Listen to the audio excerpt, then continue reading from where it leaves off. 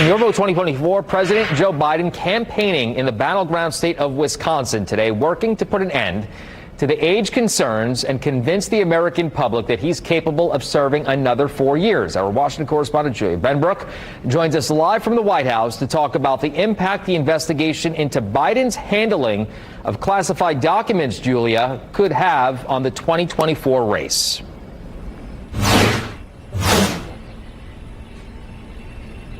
Well, good evening from Washington, Phil. The former special counsel's testimony came just hours before President Joe Biden and former President Donald Trump secured the number of delegates needed to win their party's nomination.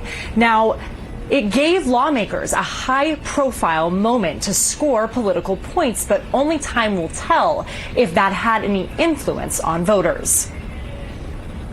During Tuesday's House Judiciary Committee hearing, several Democrats went after former special counsel Robert Hur for his comments about President Joe Biden's memory lapses. Hur referred to Biden as a well-meaning elderly man in the report released last month about his classified documents probe. President Biden probably committed a verbal slip or two during the interview, and I'm not sure any of that matters. Republicans pressed Hur on why he didn't charge Biden, despite the evidence of classified documents in Biden's possession. But in the end, it boils down to a few key facts.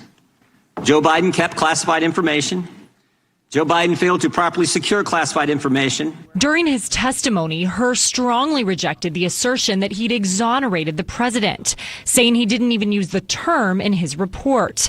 But the White House says Hur's decision not to charge Biden is evidence the president is innocent. The facts and evidence over 15 months of investigating proved that there is no case here. Lawmakers also focused on the criminal charges former President Donald Trump faces for his handling of classified documents. Even though Hur has nothing to do with that investigation, his report noted the distinctions between the Trump and Biden cases. Among them, Biden's attorneys notified the National Archives of the materials found in his possession. In Trump's case, the National Archives repeatedly tried and failed to get back the documents.